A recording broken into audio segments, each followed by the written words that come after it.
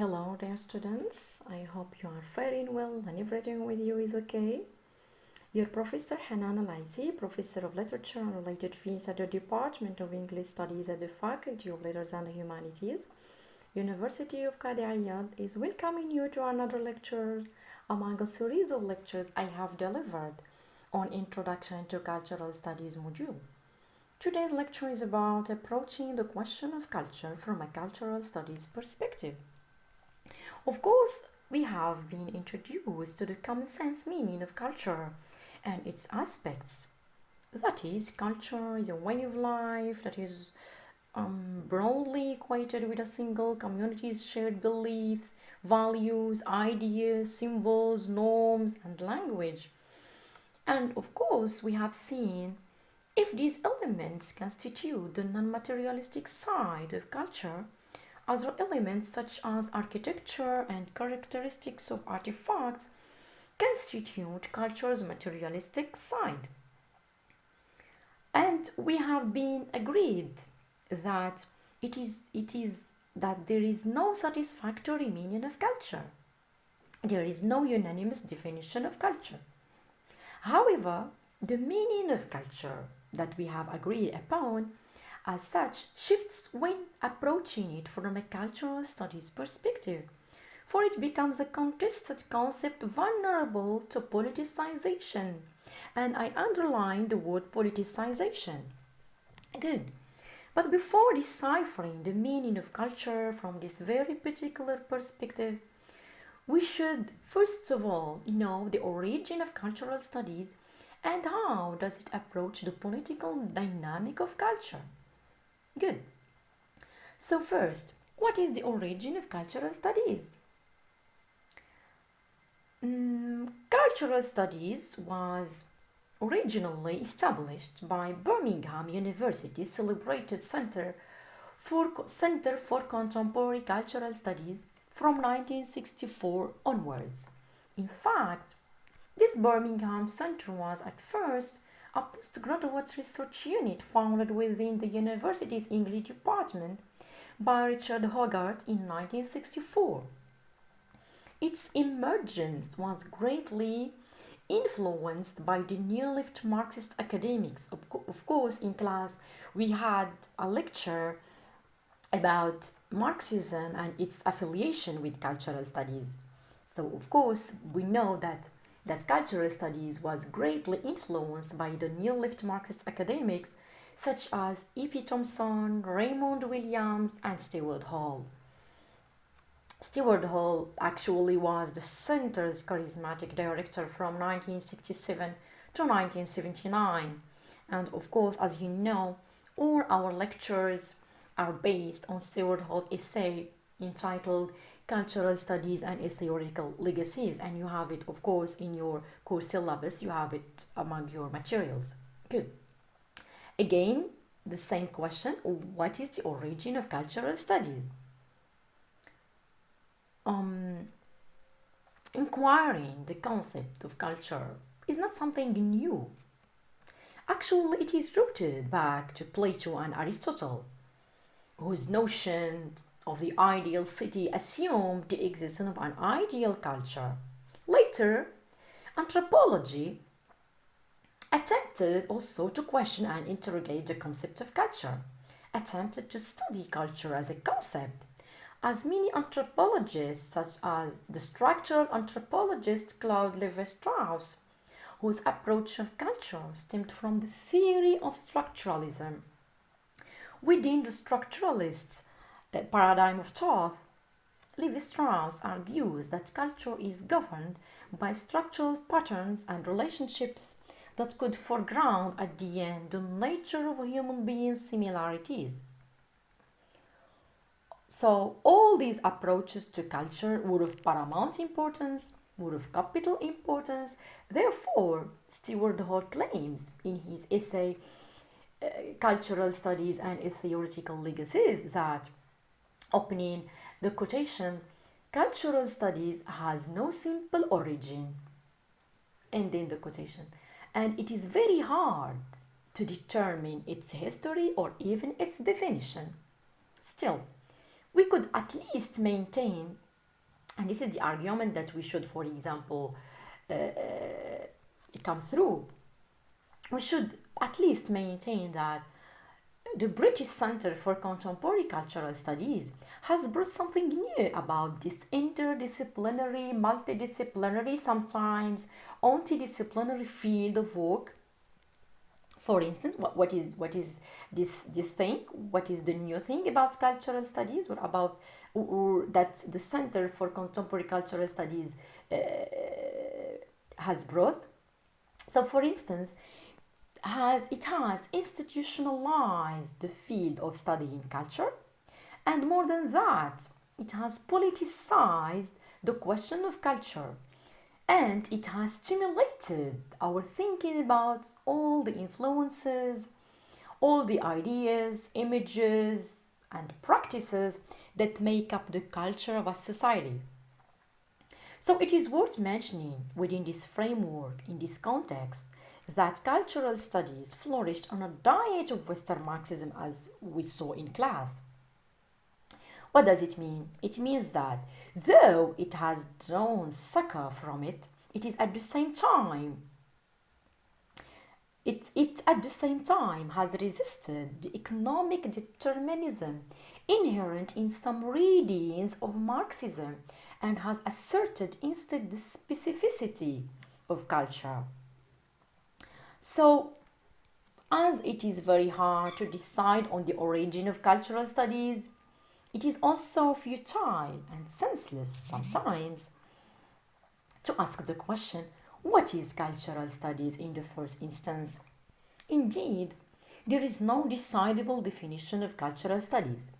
But when you can go and read a lot of books about cultural studies, but each time you will be acquainted with those definitions, that cultural studies is an interdisciplinary paradigm of studying mainly the political aspects of culture, that cultural studies is multidisciplinary field of work.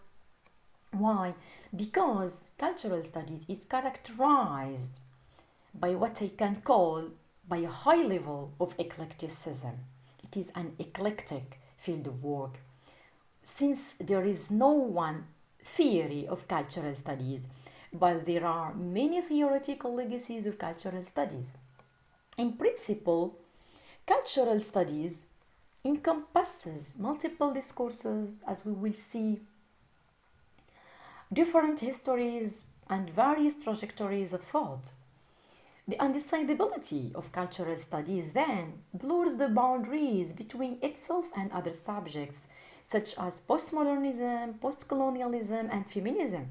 And we will have another lecture about feminism and its affiliation to culture, cultural studies, and we will see this feminist discourse. So, cultural studies expands its extension to key concepts such as race, class, and gender. But being academics or students of cultural and literary studies or students of literature, of course, we couldn't stop at this level, we couldn't stop at this stage, we couldn't stop at this ambiguous or confused practice of cultural studies.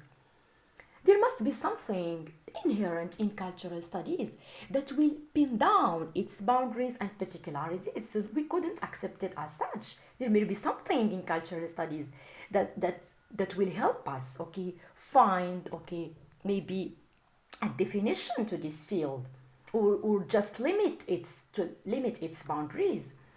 Here I will refer you to Stewart Hall quotation from the same essay I mentioned before. Opening the quotation: yes, it is a project that is always open to that which it doesn't yet know, to that which it can't yet name. But it does have some way to connect. It does have some stake in the choices it makes. It does matter whether cultural studies is this or that. It can't be just any old thing which chooses to march under a particular banner. It is a serious enterprise, a project, and that it is inscribed in what is sometimes called the political aspect of cultural studies. Not that there is one politics already inscribed in it, but there is something at stake in cultural studies. Indeed, the quote. So, what is at stake in cultural studies? What is at stake in cultural studies is its affiliation to power and to cultural politics. That is to say that cultural studies aims at discovering the extent to which our cultural practices are governed and manipulated by power and hegemony, and that representation, knowledge, and texts are far from being neutral or objective, but they are theoretically a production of a coercive system. Of course, in order to understand the thing that I have just said concerning power and hegemony, we will have lectures about Michel Foucault's notion of power and Antonio Gramsci's notion of cultural hegemony. This coercive system, it is a system that seeks to marginalize and subordinate some groups of people, some cultures, and some artifacts also. Good. So in light of what he said before, let's go back to our fundamental question of this lecture, which is, what is culture from a cultural studies perspective? To answer this question fully, we couldn't overlook the work of Raymond Williams, a Welsh Marxist theorist and one of the most outstanding figures of cultural studies. Raymond Williams' seminal work, Culture is Ordinary, and you know that this is the title of his essay, published in 1958, and you have it also within your among your materials. Raymond Williams' essay entitled Culture is Ordinary, or I can refer you also, if you would like to go deeply and do research about these issues, his widely acclaimed book Culture and Society.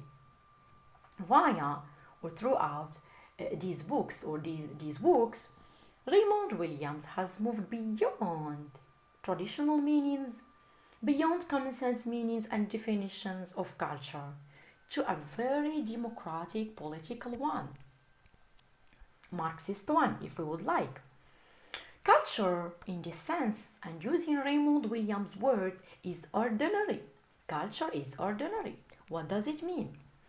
Indeed, we should know, first of all, know that, and to put you in the context, know that Williams wrote this decisive essay as a critical response to T.S. Eliot's essay, Notes Towards the Definition of Culture.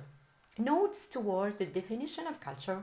This essay was written by T.S. Eliot and published about 1948.